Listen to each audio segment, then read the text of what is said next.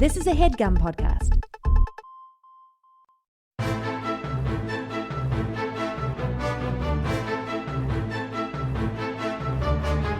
Hello and welcome to the Complete Guide to Everything, a podcast about everything. I'm one of your hosts, Tom. And I'm Tim. How are you doing this week, Tim? Tom, I'm feeling a little off kilter today. Oh, how come? My perspective is a little strange. Do you need, maybe you should have a V8. Oh, yes. Good reference, Tom. Timely reference. V8 commercials from 20 years ago. Tom, I felt like one of those dopes in the V8 commercial, because it's like, all right, so V8 is this high sodium. Well, you can also get the low sodium one. The low sodium is still high sodium. I know, though. and it doesn't taste very good either. They just put they blend up a bunch of vegetables and put it in a can. Yeah, it's vegetable juice. Yeah. It's like smoothies. No, it's juice. If you let me finish, it's like smoothies, but with a lot of salt in them instead of the pulp. Instead of pulp. Yeah, I guess it is just juice. Yeah. Yeah, it's mostly tomato juice. Anyway, the way they represented people being a little off is interesting considering today's topic. Tom, we have a lot of exciting things to say about the topic today, but we're not there yet. Sorry, you were explaining the V8 commercials. Yeah, and people would walk around and they'd be leaning like 45-degree angle to like the floor. the Tower of Pizza. Yeah, it was an astounding special effect for the late for 80s the time, commercials. Yeah. And the way it was that in Star Wars that really blew everybody away. It went down in history. ILM did the V8 commercials too. Tom. Is that true? Yeah, I believe it. It was that level of quality. And that represented being like, I don't know, messed up in the morning, hungover. Was it hungover or was it? I think it was just like not feeling right. But I think it is kind of hungover because like people But all love that salt isn't going to help you in a hangover situation. Yeah, it's electrolytes. I thought sugar was electrolytes. Look, what is an electrolytes nowadays? It's all electrolytes. Yeah. It's Hey, buddy, it's electrolytes all the way down. I got into my elevator this morning, Tom. Mm-hmm. Oh, it must be nice. I got into my private elevator. It's not. No, it wasn't private. It usually is private. So I live, Tom. We live in New York City. Yeah. There are still mandates in my building. I live in a big building, big deluxe apartment in the sky. Tom. Right. Yeah. Well, we both live well above the 100th floor in our respective apartments. I want to know what you would have done in this situation. Okay.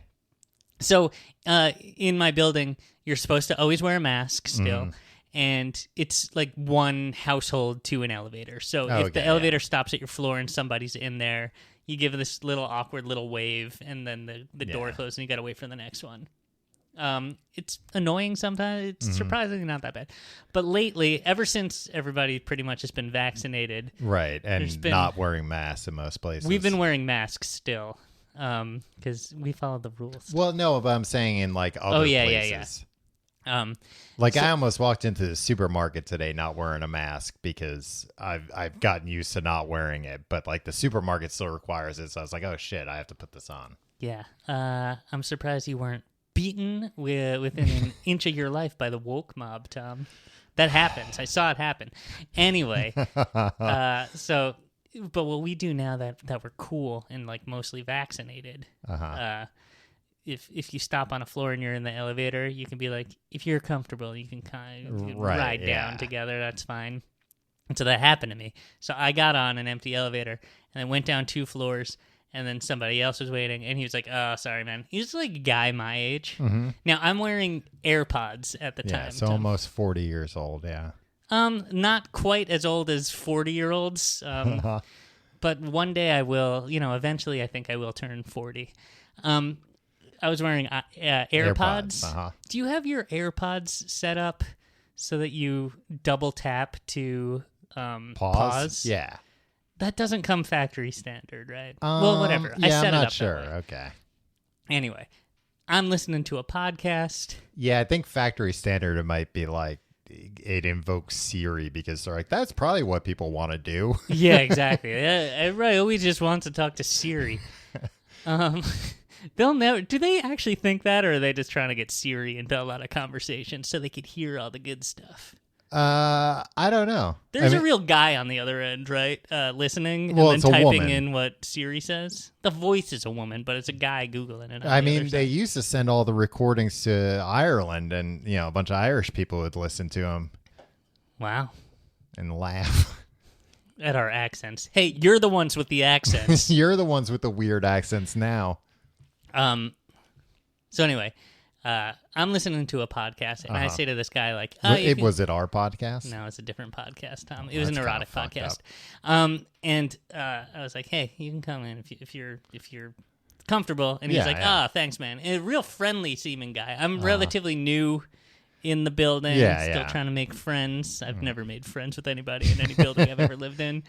And he's like, thanks, man. I'm vaccinated, by the way. And my podcast is still playing. And you were like, I'm Tim. The podcast was still playing in my ear, and I was like, yeah, I am too.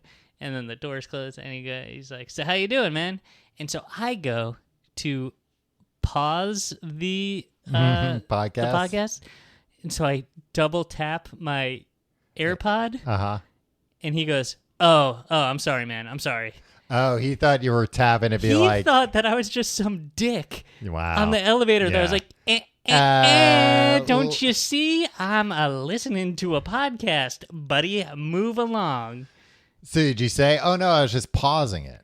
No, because he got on the 8th floor.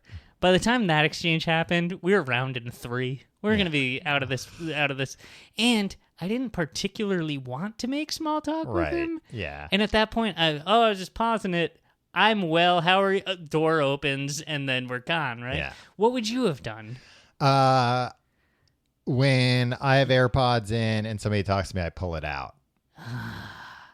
Aren't you afraid it's going to fall in a grate? No, I keep like such a strong grip on it. Yeah, but your hands are always so sweaty, though. I know, but I keep it doesn't like pop out. No, sometimes it does because my hands are so sweaty. But I sanded all the surfaces on my AirPods, so they're got a lot of tackiness to them. Nice. Yeah, I think I'm going to cover mine in pine tar.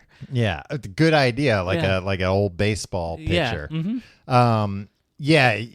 That's what I do. I just take it out because I also feel like that's more polite than like, hold on, let me use some gestures here, because then even if you have it paused, they don't know that.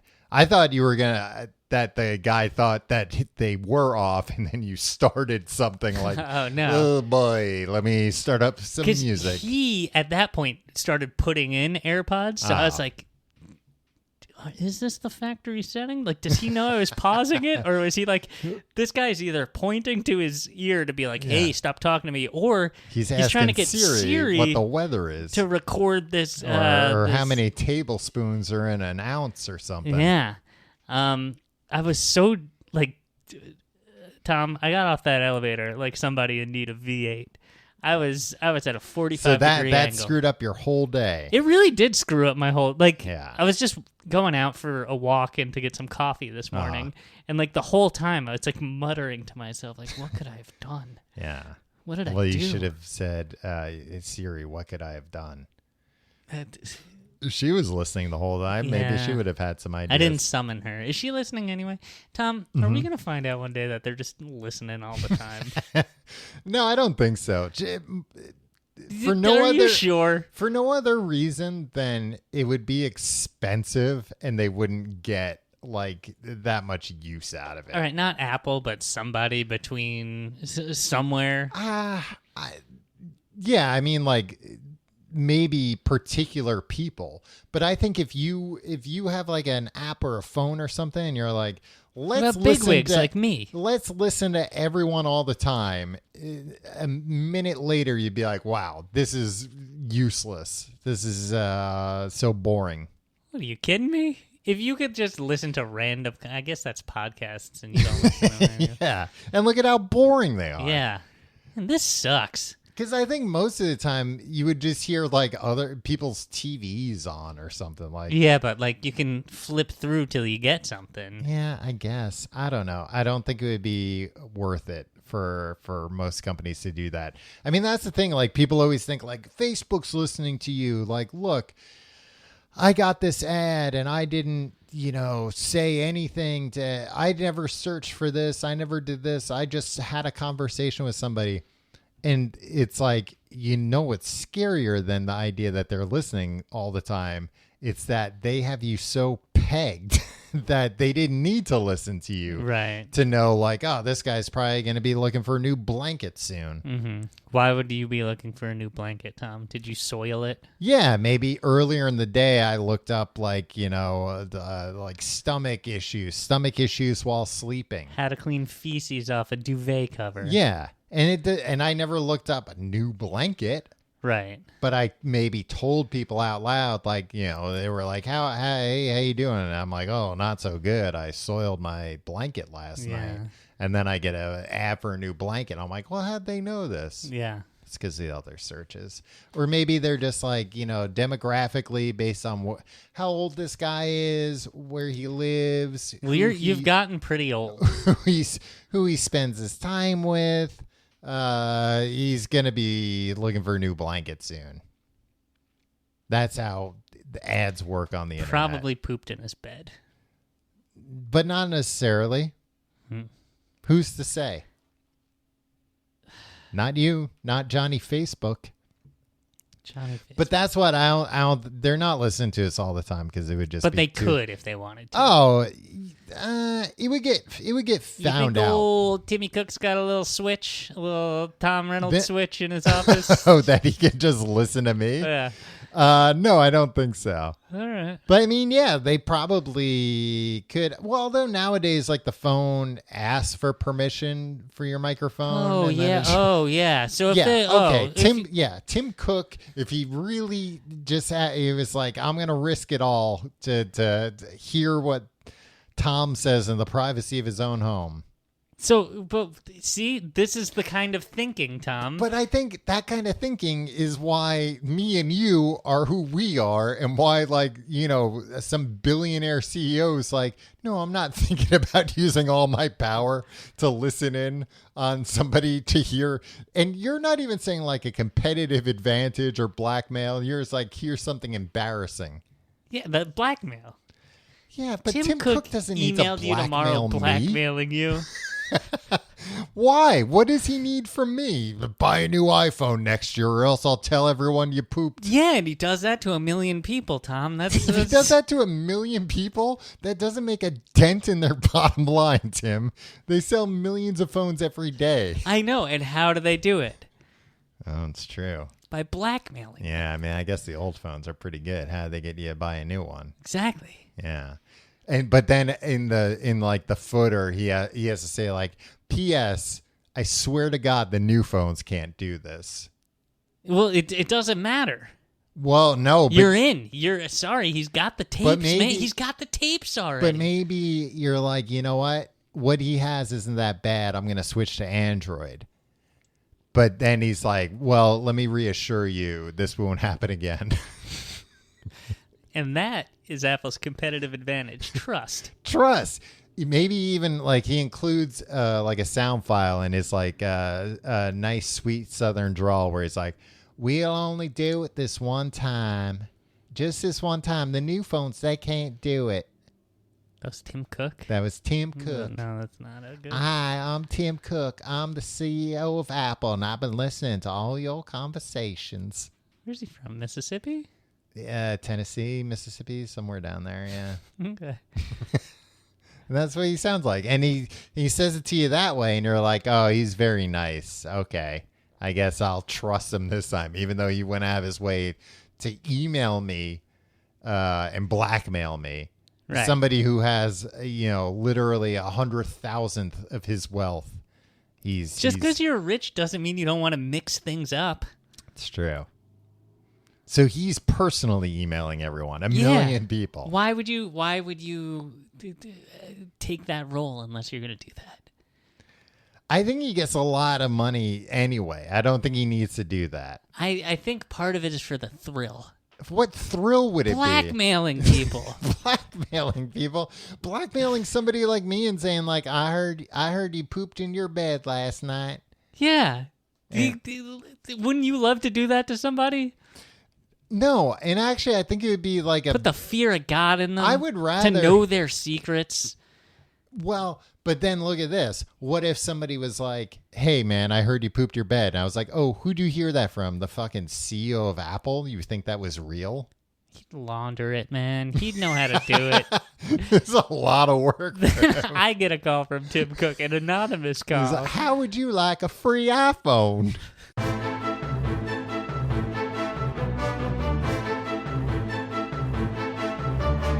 Tom, you like cool stuff, right? I sure do. Do you like the cool movie Pulp Fiction? I don't know if I've actually seen Pulp Fiction front to back ever. Tom, can I quote a real cool quote? Sure. Oh, you can't say the N-word on this podcast. No, I know you would. You found out the hard way, and I know. And I know you would love it. You would love it if we could. No, I wouldn't love it, Tim. That's why I'm telling you. 3 tomatoes are walking down the street. Papa tomato, mama tomato, and baby tomato.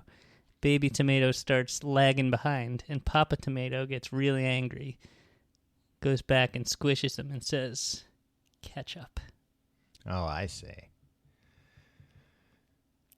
It's cool. It's cool dialogue, Tom. I don't know. It's like a knock-knock joke. Yeah. What's the situation that this is said during? I think what's her face? Mia. Uma? Yeah, she's playing Mia. Uma Thurman tells that joke to John Travolta, the dancing man himself. Wow. And is he dancing at the time? No, I think it's before they dance. Okay. I learned that joke from a friend when I was a kid, and I never thought it was funny. But then I saw it in this cool movie, and I was like, "Well." I heard Uma Thurman say it. Oh, a beautiful woman saying it. Now I'm pro this joke. All right, now let's see this woman's feet. That's one of 2 jokes I can remember in my whole life. And is this what you think of whenever you hear ketchup? Yeah. Yeah. Think of that it ketchup must joke. have been if you thought of this. Well, somebody told me that joke. A classmate in like first grade told me that joke. So that was very formative for me. Right. And did you later think like, wow, that classmate's pretty cool. They must have consumed the same media that Quentin Tarantino, pop culture icon, that classmate was Quentin Tarantino. Yeah. Well, he must have been pretty old at the time, though. He must have stuck out. I went to kindergarten with this kid named Danny DeVito. And I just remember thinking, couldn't be. Could it? You're like, I don't know. He is pretty tiny. Yeah. Yeah. Yeah, like I saw twins. Yeah, this kid is bald. He does run a taxi stand after school. We're talking about ketchup. Ketchup. Or catsup, depending on your... Tom, I Googled ketchup versus catsup. Uh-huh. And every article was like, the difference between ketchup and catsup. And there is a difference. Yeah. And then it was the most impenetrably boring article. Every article was just like, oh, here, it's derived from this Chinese word. And just tell me if there's like a different ingredient. Well, that's what, when I was looking into etymology? That's like a word, the study of words and their origins. Sure. It was basically nobody knows for sure. Here's like 3 different places people say it comes from, and it's all like believable, but also you have to take like 10 steps to get there. Right. And also, who cares? Who cares? It's ketchup. That's what ketchup. Everybody calls it. Yeah. Hey, get over it. If you don't like it, make a new condiment. And just to be clear, we're talking about tomato ketchup here. We're not talking about any of these weird ketchups, mushroom ketchup. Well, what defines ketchup? I think just like you take something and you mash it into a sauce.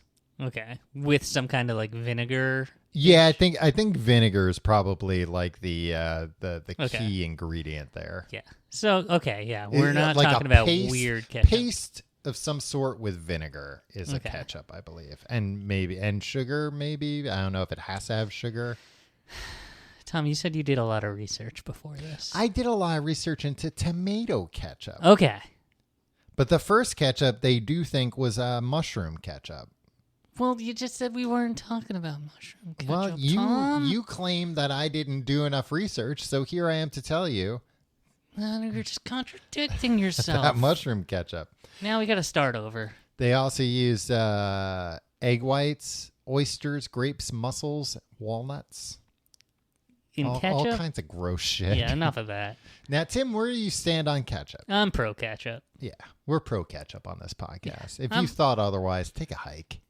Get out of town. If you're here, I'm going to listen to these two men talk crap about ketchup. Yeah. You're in the wrong place. Yeah. You got no friends here, pal. Yeah. Hit the road. Get your jollies somewhere else. Yes. I'm a mustard man. I mean, I'm also a mustard man. Yeah, guess what? So am I. It's a big tent. It's fine. A bit what? It's a big tent here. Exactly. I like ketchup and mustard on a lot of things. Yeah.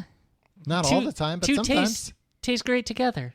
Throw some mayo on there, too. I don't care. Now, Tim, ketchup is tomatoes, sugar, vinegar, seasoning, and spices. That's all there is to it. Wow. Seasoning and spices can That's really... true. That could really be anything. Yeah. Do a lot of heavy lifting.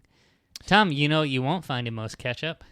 Any preservatives. Yes. Because that stuff is pretty much preservatives, vinegar and salt. Well, so they used to put sodium benzoate. Yeah, and then they were like, we don't need this. Yeah. Well, they were like, there was a Farm Act of, I think, 1904, 1906. You did do research. Yeah. Where people thought maybe sodium benzoate wasn't that good for you.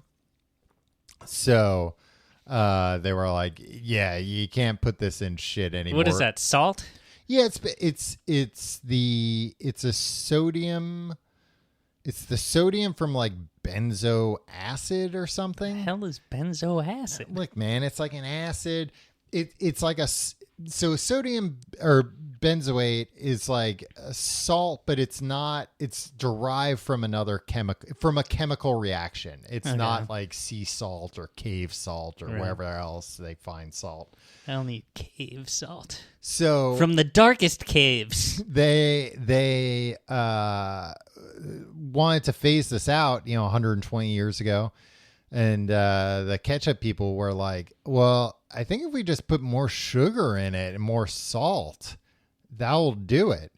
And then they were like, oh, people are buying even more ketchup. People love sugar and salt. So that's why they kept it up. Nice.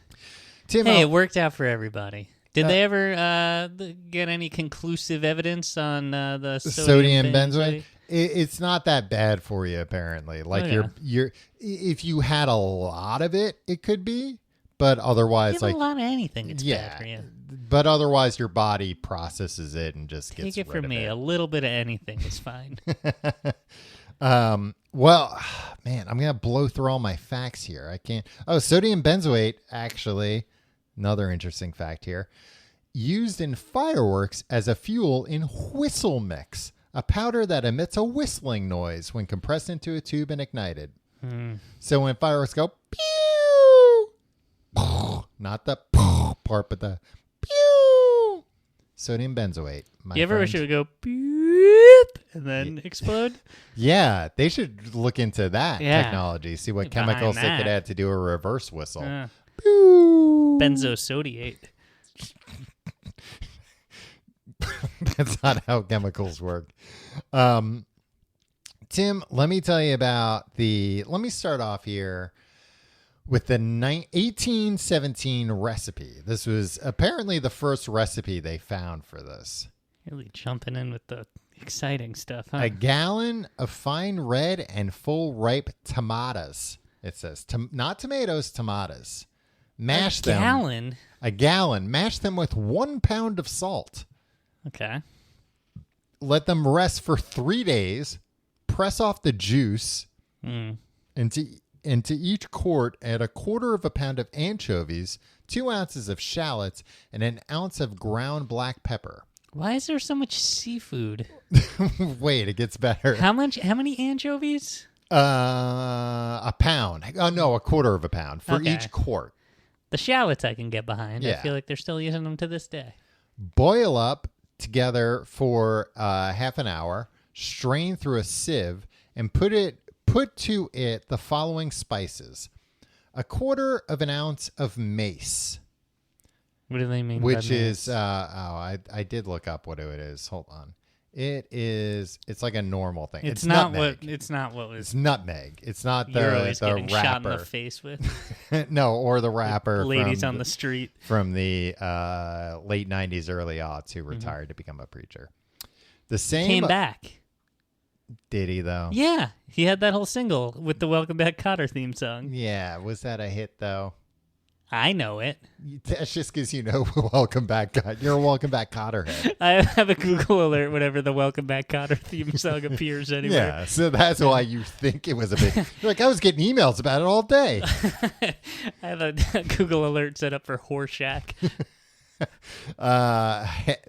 But then they're saying 1/2 ounce of nutmeg, which this other thing said Mace's nutmeg. Anyway, a drachm of coriander seed, and a drachm of cochineal. Now, here's where things get fucked up because this is in the original recipe. They say effed up. No, that's what I'm saying.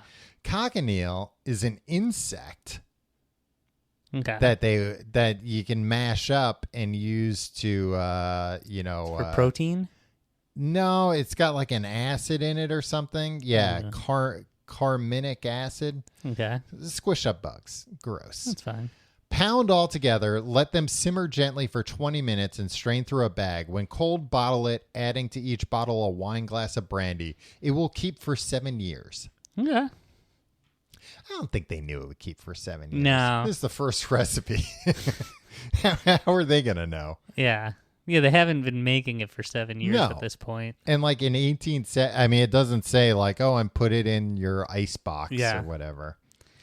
I don't know. It's all marketing. I'm for it. But probably back then it was probably like, this tastes like shit, which is better than what everything else tastes like. Yeah, and I think like back then you just had to be like, oh, this is moldy. I'm not going to eat it. Yeah, or this is moldy. I'm going to eat it. Yeah. Now, I think that this is probably where... When you were a kid, were you led to believe by other children that, you know how like when you don't shake up ketchup, the top part, it like starts to separate kind of? Yeah, you get that like oil. If you don't shake it up and you go to like put it on your hamburger, it's like runny, it comes out. Now, I was told when I was a child that was bug juice, that was from when they would mash up all the tomatoes. They would also mash up a bunch of flies by accident, and that's what the top part was. Now, I wonder if it came from this. Maybe, but I'll submit I never heard that. I did hear that Hawaiian Punch was made from ground up mosquitoes. Wow. After they sucked now, were the you? blood. Oh, I see. So it was blood? It was actual blood is what you were told? That had been processed by the mosquitoes. Oh, so it was fine for children to drink? I mean, no, that was the thing. It was like, don't drink Hawaiian Punch because of that. Yeah. But then did you believe that? No. Yeah. But I also, I never really had access to Hawaiian Punch. Right. And the few times I did, it was so sugary that it burned my throat. Oh, yeah. Hawaiian Punch can burn when you drink it. It's good to give to children. But I don't know. I would never believe that Hawaiian Punch was blood. I'm sorry. I just don't buy it. Yeah, I don't think it doesn't taste anything like blood. Well, did you think that the bug juice was the... I believed it enough that I was like, I'm going to make sure I shake it up. Because it was like, I don't mind if I'm eating something that has some bug juice in it, but I don't you don't want concentrated bug juice. Yeah, I don't want to see it. Be like, that part of my bun is wet from bug juice. Right. To this day, get so mad at that little bit. Oh, yeah. That little bit of the oily. It's just oil, right? The oil separates at the top. It's actually water for the most part. Even worse. I was reading about, there's actually a lot of interesting physics involved with ketchup, and that's one of the we'll be getting into that in the back half. Tom, people aren't going to sit through these ads to hear that. When I think I've talked about this before, but when I was a kid, at the public pool, there was, it was a public pool, but it was like on a beach kind of. So there was sand everywhere, and you would have to wash the sand off. There were sprinklers when he came in, but sand would still inevitably collect on the floor of the pool. And when I was a kid, I was told that was diabetes, and that, if you touched it, you would get diabetes too. Now, as a child, I didn't know that is not the way diabetes works. I didn't even really know what diabetes was, but it wasn't until I was like old enough that I was like a lifeguard there that I was like, you know what? I'm just going to investigate what this is once and for all. And I was like, oh, it's sand. Yeah, of course it's sand. Yeah, people track sand into the pool. Okay. The hell are you talking about? I'm talking about that you can't get diabetes from the pool.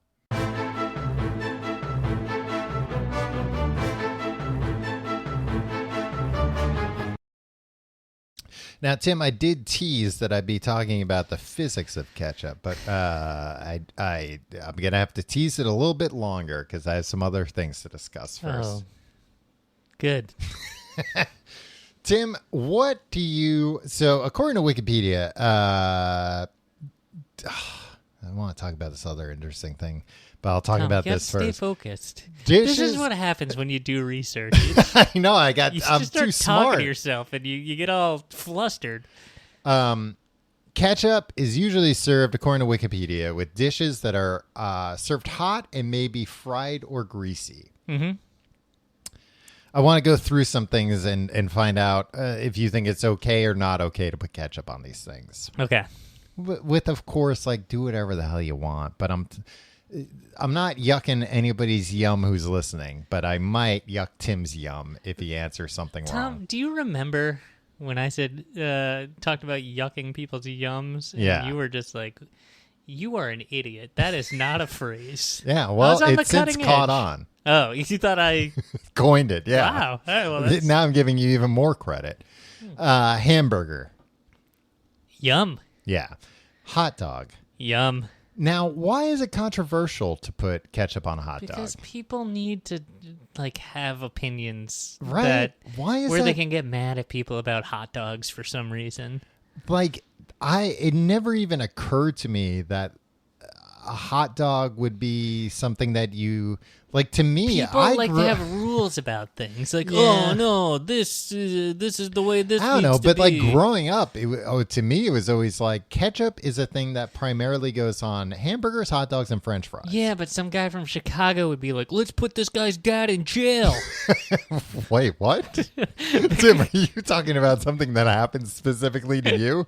No, I'm just saying, a Chicago guy would come to a barbecue at your house and see you, a child. Yeah. Putting ketchup on a hot dog, and he thinks, right. Look, that's child abuse. Put this guy's and now is this like a powerful yet corrupt politician in Chicago? Perhaps that most of them are. Yeah. Most guys in Chicago are corrupt politicians. That's why they call it the Windy City, Tom. And what's the because the connection? corrupt politicians. Potatoes now. French fries, of course. Tater tots, of course. Mm-hmm. But are we missing? Can you put it on other potatoes? Hash browns, you sure can, right? Yeah, I would say any kind of home fries. Yeah. Any kind of breakfast potatoes, I think that's fine. Now, why don't we put it on mashed potatoes? You know what I think? Here's what I'm thinking.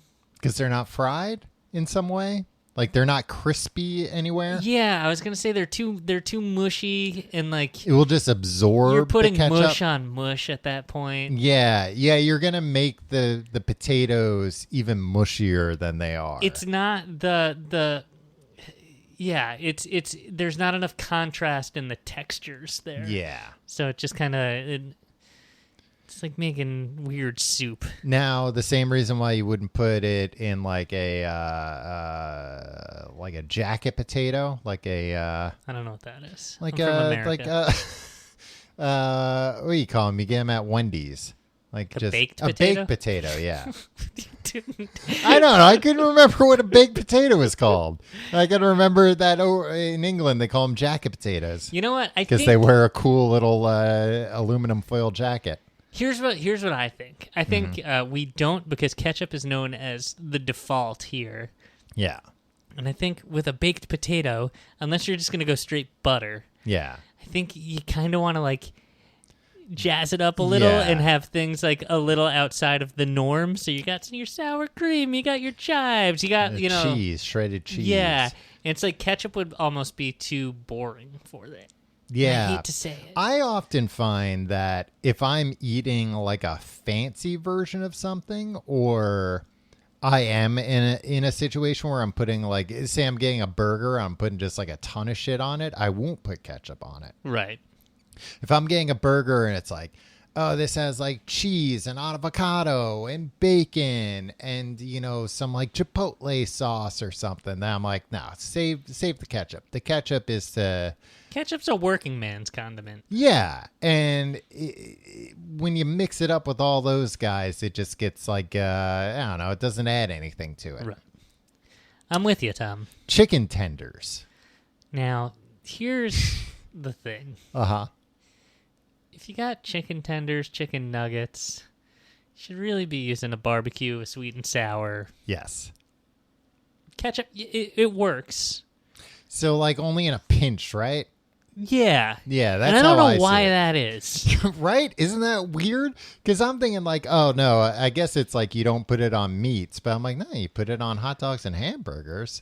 And also a chicken sandwich, Tom, like a fried chicken sandwich. I would never put ketchup on that. No, but why? Why is that different? Was ketchup and chicken just not a thing? Yeah, I guess you don't put ketchup on chicken that often. Wow. Huh? Man, we're really... Somebody should be writing this down. Well, and same thing with chicken nuggets, where it's like in a pinch, sure. Yeah, it's like, to me, that's like the same as, using ketchup on pizza instead of marinara sauce.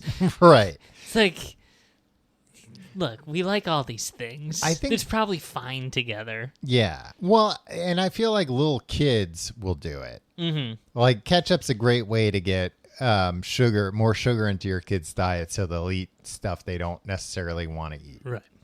Yeah, I think it's kind of like dipping chicken nuggets in ketchup seems childish to me. Where it's like, no. Where if you were at a business meeting at McDonald's and one of the other businessmen did that, you'd be like, the deal's off. Yeah. Ever hear of honey mustard, you freaking child? Well, and I wonder if it's because, like, look, ketchup's good. Don't get me wrong. But we're pro ketchup. Yeah.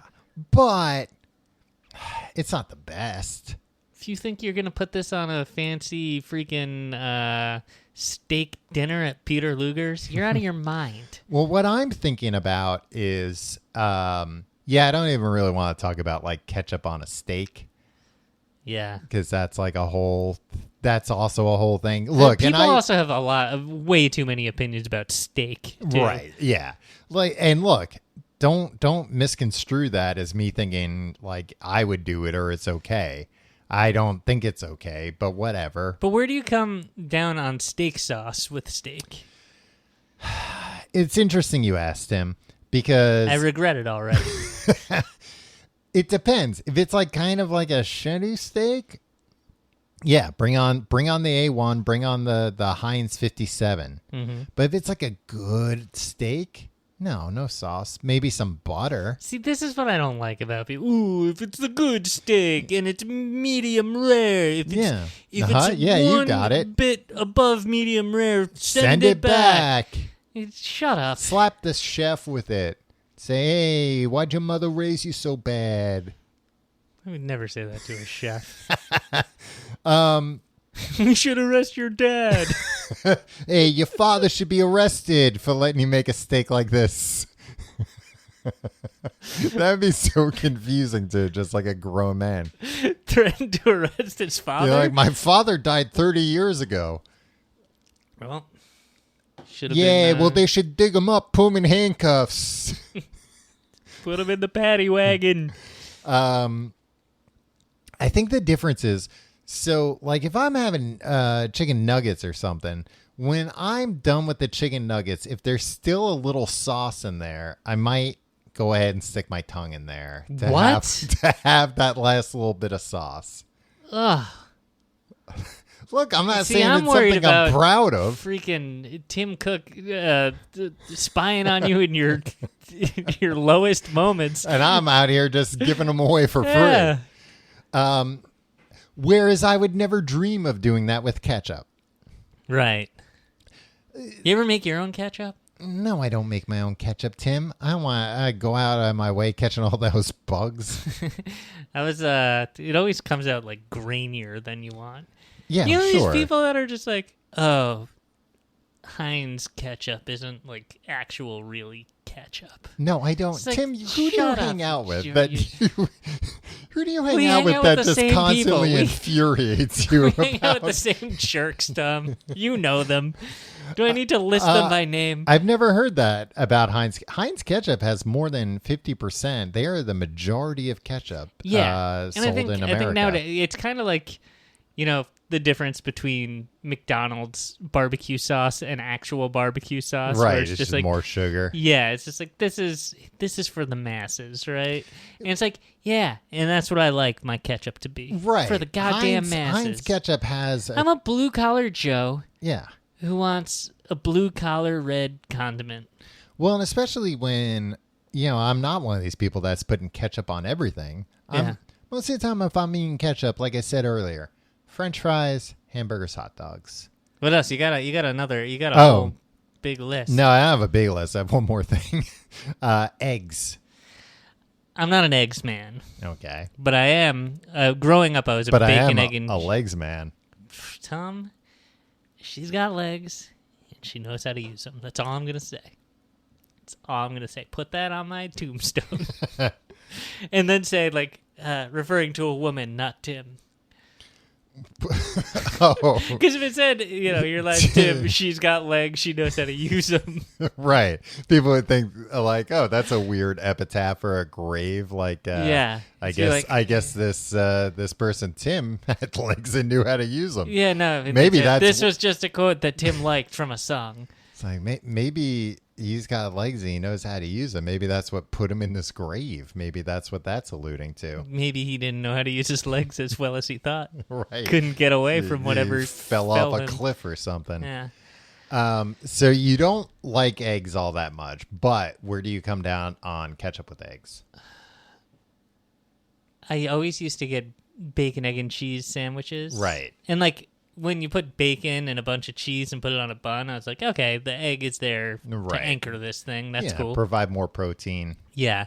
And it would always disgust me when they'd be like, you want ketchup on that? Mm-hmm. So I think I'm going to be con. Yuck. So I think it's a similar situation. I like it on a sandwich. Mm-hmm. And I will sometimes, if I'm having eggs, have like a little bit of ketchup on the side that I might occasionally dip some eggs in.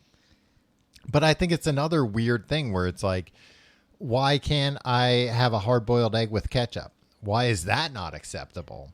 Right. But putting it on a sandwich is the norm, is what they'll ask you because that's what most people want. You want to hear a parody song I just made up about the first woman to make ketchup? I have a feeling it doesn't matter what I say. She's got bugs, and she knows how to juice them. Right? That's good. Because they grind up the bugs. Yeah, they smash up the bugs. But you'd have to find like a 5-year-old that believes that. You read the recipe. That's the old recipe from 200 years ago. That's what I'm saying. It's about the person that made that recipe. Okay. So that's what they sang to her in the village when she was smashing up the bugs. So they knew about ZZ Top 200 years ago. Yeah. Haven't you seen Back to the Future 3? They didn't go back that far. They went back 100 years. Oh. 1885. When was that from? The recipe? Oh, 1817. I'm sorry, Tom. Yeah. I forgot that, ZZ Top did exist in It would have been a funny parody no matter what, Tom. Well, I don't know about that. Well, here's the interesting thing I want to say about Ketchup before that I can't believe. Listen to this statement I'm about to say to you. Ketchup was popular long before tomatoes were. Tom, I thought we were only talking about tomato ketchup. I'm talking about tomato ketchup. Oh. Tomato ketchup was popular long before tomatoes were popular. Wow. Tomatoes are gross. Yeah, tomatoes stink. I'm not a huge fan tomatoes of are tomatoes. Good, like with other things around, but like, would you just eat a slice of tomato? Some people love it. No, they put cheese on it. Well, some people do that, but some people like put it just on a have piece tomato. of bread. I will say that I think part of the problem is that the tomatoes that we get, they're like so weird. They like put them in like gas to like make sure they don't ripen. Yeah, but even like you've had farm fresh tomatoes. They're fine. No, I've had like real good fresh tomatoes that I still haven't really liked them all that much, but I've been like, oh, okay, I can see a difference. This has like a lot more taste to it. Sometimes I'll make a big of the sauce with the San Marzano tomatoes or whatever. Uh-huh. And like those are good, but they must do something to those potatoes, right? I mean, tomatoes. Yeah, they turn them into tomatoes. I don't think so. Just like the peeled tomatoes in a can. Yeah. I don't know. Maybe there's sugar those in are there or good. salt. I don't think so because when I make tomato sauce, sauce, I have to put sugar and salt in there. Yeah. But those tomatoes, you ever just like get a bit yeah. of that, and it's like, oh, this is like... Yeah, they taste nice. Yeah. Taste like ketchup. Got bugs. She knows how to juice them. So during colonial times, Tim, in this country, people thought if you ate a tomato, that tomatoes were poisonous. Oh, I did know this. Because of nightshades, which are poisonous and which are very similar to tomatoes. Tom Brady knows this. Yeah, they're like in the same family or whatever. They thought tomatoes would turn your blood into acid. That's cool. Yeah, but it's also like a crazy where it's like, you're really making a thought jump. it was acid? That's like the Aliens movies, and they were like, what is a movie? These people don't know about anything cool. No. You guys don't know about ZZ Top. You don't know about the Aliens franchise. You guys stink. I'm going back to 2021. They grew them for decoration. They liked the way they looked. Much like the Men's Warehouse. No, much like Pizza Hut, like the way that kale looked around their salad bar, but they weren't asking you to eat kale. That's true. Yeah, Pizza Hut used to be the biggest buyer of kale, and they would just use it for decoration. And now look at everybody's eating it. Now kale has an outsized cultural footprint, and what's Pizza Hut doing? Yeah. Teaming up with freaking, Taco Bell. That's cool. But like, I guess they're making the best of a bad situation. Yeah, I mean, I lament the end of the sit down Pizza Hut. Yeah, I mean, I guess like what's your point? What were they supposed to have done? Keep it going. I want a personal pan pizza. Do you think Pizza Hut could have like turned people onto kale first? Nobody would have. No, I'm just saying that they thought kale was a joke. Right. That they're like, we're going to buy all this food and not even serve it as food in our restaurant. Right. And now kale is having a freaking moment. Right. And Pizza Hut is like, we have to close down all of our restaurants. Your point is that kale got its revenge on Pizza Hut? Yeah. All right. Sometimes the tables turn is all I'm saying. Now Pizza Hut would love Oh, Pizza Hut would love to be the biggest kale buyer on earth.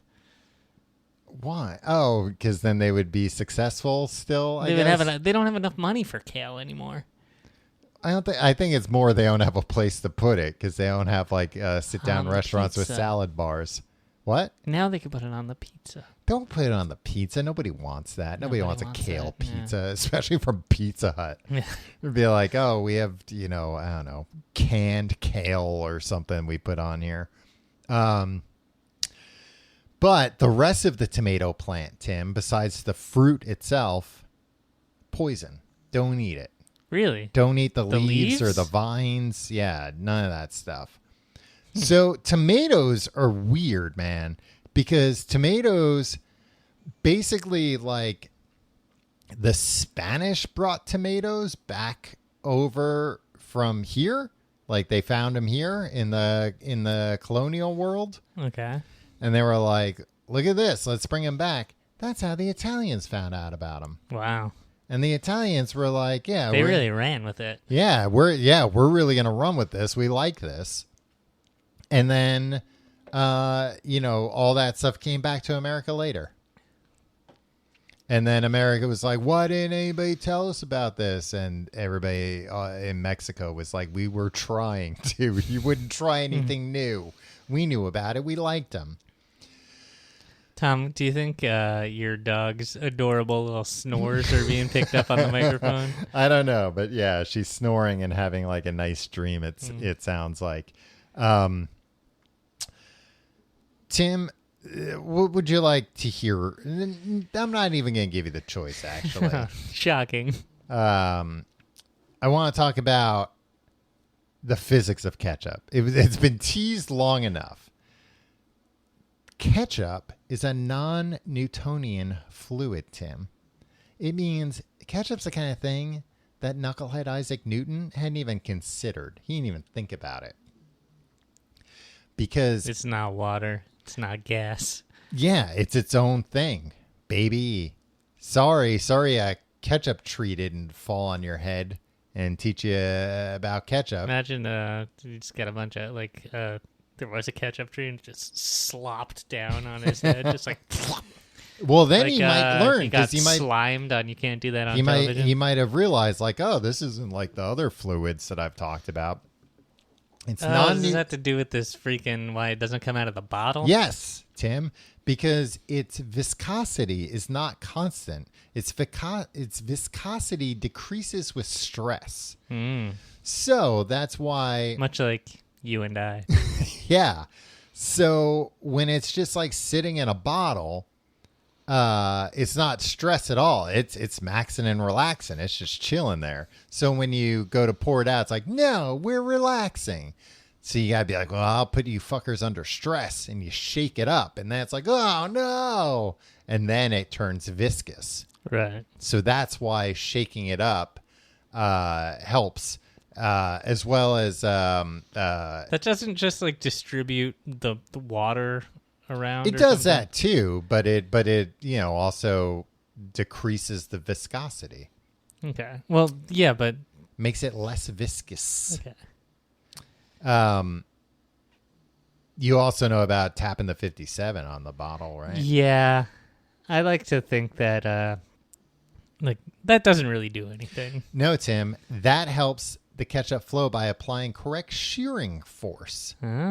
These techniques work because of how pseudoplastic fluids behave. Their viscosity, resistance to flow, decreases with increasing shear rate. The faster the ketchup is sheared by shaking or tapping the bottle, the more fluid it becomes. But people seem to think like, oh, engineers put that 57 in a place, the exact right place where if you hit it, they figured it out, and that's not true. Yeah, I don't know if that's necessarily true. It's a lot of legend. You can kind of tap it anywhere, and that'll help. Same thing with like smacking it with your palm at the bottom. Mm-hmm. That's another popular technique. You just hit it. You shake and hit the thing until the stuff comes out. I'll tell you, I hate when somebody puts a butter knife in there to get it going. Why? I just don't like it. Something about it. Because then they had to put the knife. Well, if you scrape the knife just across the top of your cheeseburger onto the cheese, that's fine. Yeah. But otherwise, yeah, you've got like a knife, and then it's like, I don't like something going in there. That's where stuff coming out of. Yeah, don't put things in there because then that gets me thinking about when, a lot of restaurants, they just like refill all their ketchup all the time. And then I'm like, what if somebody spit in the ketchup and now, they're just filling it back up. I don't like anything going in the ketchup. Ketchup bottle, things come out. When it's done, throw it away. Recycle it. Throw it away. Don't recycle it. What if you don't get all the ketchup off? I really don't like the idea of, and restaurants do it, and I know why they do it, but just refilling the ketchup bottles. I mean, sure, it's better for the environment and everything. I mean, if it's glass bottles, it's fine. You recycle it, you get new ones. Well, you're still using energy to recycle, though. Tom, you're using energy to refill them. Yeah, sure. If you're having a machine do it. Yeah, you got one of those refilling robots. But yeah, I'm not into it. Did you know, speaking of restaurants, that McDonald's officially ended their relationship with Heinz in 2013? I did not know that. Do you know why? It's a very funny reason. Heinz wanted to pay its employees a living wage. No, because Heinz hired Burger King CEO to be their CEO. And I think... What kind of moron would do that? What? Like, isn't McDonald's one of the biggest, like, vendors... Or the biggest... Actually, by that point, they were only using Heinz ketchup in a few countries and not the U.S. All right. Yeah. Yeah, they weren't like shooting themselves in the foot that much. But even still, McDonald's was like, well, great. Now this guy's going to spit in all the ketchup that he gives to us. Of course, yeah. Because he's obviously some kind of a Manchurian candidate for the Heinz company. Make no mistakes. This man is still loyal to the king, the Burger King. And he's going to use his position at Heinz to fuck over McDonald's at every turn. All right. Tom, can I dispel a rumor? Sure. Ketchup doesn't look like blood. Sure, it's red, but it's a different shade of red. Right. It's not high C red. Yeah. Which is of course is the shade of blood. Well, no, that's. I think ketchup looks more like blood than most things people have access to. That's sure. Yeah. You got to darken it a little. Blood's darker. Yeah. Well, that's why, Tim, I always have a tube of fake blood. So I don't have to use ketchup if I'm going to make a funny I also think it's prank. wasteful. I don't like when people waste food, and I don't like when people use ketchup as fake blood. Well, if they lick it all up afterwards. Sure, but that's, you have a dog lick it up, that's fine. Why? You don't want a person to do it? What do you care? You don't have to watch. You won't even know about it. I'll find out. What's your favorite way say you're at like a fast food place. What's your favorite way to get ketchup? Is it packets? Is it the pump thing with a little paper cup? Or is it those squeeze and dips? I'm dining in. You're dining in. You just got your food. It's on a tray, and you're presented with these ketchup options. 100% filling up the cup with the pump. Yeah, right? That's the best way. Yeah. Apparently that was on its way out, but is seeing a resurgence because it's more eco-friendly. But that's just the best way. Here's the thing. It's the best way to dip because then you've got the walls around it. It's making the ketchup deep.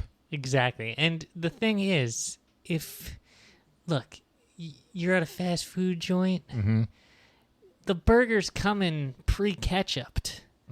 So you don't need to squeeze. Unless you ordered it with no ketchup. Right. To put it on yourself? Maybe.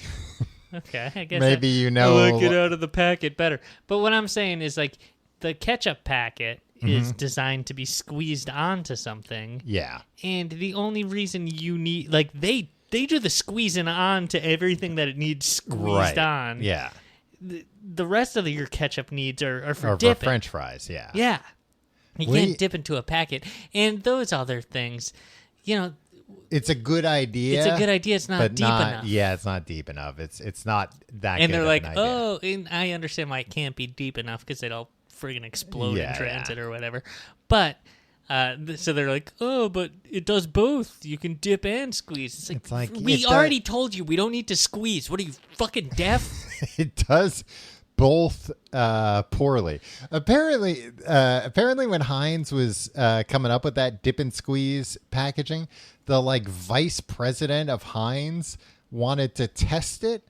So he, because the point was this is a way to eat ketchup with French fries in a car, which does make sense. When you're eating in a car, it's well, I got nowhere to put this ketchup. Yeah. I I think I always just eat my French fries without ketchup if I'm driving or whatever. Which sucks. Also, you should never be allowed to eat in a car. It should be illegal. Put anyone's dad in jail. They had a story that the vice president, to test this out, bought a used minivan to test it in. It's you didn't have to buy a used minivan. You could have just used. But I wonder, I was does the vice president of Heinz make $20 million a year? And he's I'm not using my Maserati to test this. Yeah. I'll buy a used caravan, drive around the block, and then just abandon it. He couldn't rent it? It was probably too much trouble. What else was he doing in that van? Yeah. It just seems, especially because I'm well, it wasn't made for a particular type of car. That doesn't make a difference. You know how when Stevie Wonder would get album mixes, he would listen to them on crappy speakers, and he'd be he's if I listen to it in the studio, it's gonna sound great, but I gotta listen to it where people are gonna be listening to it. I think this Heinz guy was sure, it's gonna work in my Maserati, but Joe Sixpack's gonna be driving around in his Dodge Caravan. Yeah. I don't know. It still seems stupid. You know what? I'll do it after the plugs. Ooh. If you like the show, go to tcgt.com to find out more. You want to support the show, check out our Patreon, patreon.com/complete guide, right?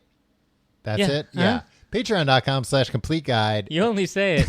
I know. You've only said it once a week for the last 5 years. Books of podcast. This week we're doing Tim and Tom 8-Year Q's. We're going to answer some questions from our patrons on there for everybody's enjoyment. But you get that. You get all the old episodes of Books of Podcast. We'll be doing another book on Books of Podcast soon. You'll be able to vote on that. All that good stuff. Patreon.com/complete guide. Follow us on Facebook, facebook.com/complete guide. Follow us on Instagram at TCGTE. Follow me on Twitter and Instagram at Tom Reynolds. Follow me at your pal Tim. Tim, here's the question I have. Wait, I wanted to plug our store. Oh, because you can buy our new "She's Got Bugs" and she knows how to juice them T-shirts. It's gonna be. You think that's those? You're gonna have those ready by tomorrow? Yeah. TCGT.com. You can pre-order them. Merch. You can't pre-order them. That's not how it works. Go pre-order them right now. Yeah, but we do have merch if you go to TCGT.com. That and the T-shirt, they ought to arrest your dad. All right. Tim, what is your stance on these new ketchup mixes that they sell at the store, like Mayo Chup? Oh, I think that's a fun marketing scheme. Yeah. Cranch. Yeah. Kachili. That's ketchup and chili sauce. Yeah, I think that's fun. Because look, it's like the peanut butter and jelly in the same jar. Look, is it the best version of both that you're going to get? No, but it's a fun, hey, look. I don't know if I eat any of that stuff mixed enough. Look, I love mayo and ketchup mixed together. I don't know if I would buy it. Oh, no, you shouldn't buy it. Yeah, I just do it myself fresh. Exactly. And How often does it come up? Like, so you usually want either mayo or ketchup. Right. Occasionally I want both. But actually, in those cases, like, so I'll have that with fries a lot. I don't want it all mixed, you know? Mm-hmm. It's like I want to mix a little bit in the middle, but I also want the option to have two sanitary sides of that. So I can have just mayo or just ketchup. Tom, I agree with you. I would consider maybe getting like a mayo chip, not a cranch. Yeah. Cranch they just did because the name is very funny. Yeah, I've never heard of people mixing ketchup and ranch. Yeah. That's kind of gross. Well, some people put ranch on everything, so. Yeah. But which even that, it's like, I get that, but like you put ranch and ketchup on everything? Well, here's what I'm saying. I think if you get mayo chip, is that what they call it? Yeah. That will encourage experimentation, right? Like, this would probably end poorly. They already have a bunch of other. They have mayo must, which is mayonnaise and mustard, which again I think is just kind of gross. But like, wouldn't you want to put that on a hot dog and see what it tasted like? Like, it encourages you to think outside the box a little bit, right? Like, because you're not always going to think about this unless you open up your refrigerator and there's something, and the opportunity presents itself. I have 8 different combinations. Who cares? That stuff stays for 7 years. Here's what they should do if anybody from Heinz is listening. And honestly, I hope somebody at Heinz is listening to this. Because you think they don't have somebody monitoring the podcast? That's what I'm saying. Ketchup episode. Yeah. So if somebody out there is listening, and look, I'm sure it's probably some like low level marketing person who gets stuck having to listen to all the podcasts about ketchup. It's probably a great person who has I'm giving them a wonderful future ahead of them in the Heinz Corporation. Well, they certainly do, because I'm about to give them an idea that's going to shoot them straight to the top. All those sauces, make a variety pack with little bottles of all of them and sell that together. Yeah. Like they do with cereals, where you can buy, the little boxes of like 8 different cereals. Do that, and you've got yourself a one-way ticket to the top of the Heinz Corporation. On grilled cheeses, been talking about using mayo instead of... Yeah. Butter. What if you used a mayo chip? Right? Yeah. Because some people do put ketchup on grilled cheese. Well, you're used to a tomato in grilled cheese. Yeah. And this would be like a hint of tomato that would be like... Right. I'm worried about the smoke point, that it would just like burn real quick. Set off your fire alarm. Or just like not taste good. But like that's the kind of outside of the box thinking that this would inspire. Well, if only they sold a variety pack and I could do that. Tom, I wanted to talk about the green ketchup. Oh, yeah.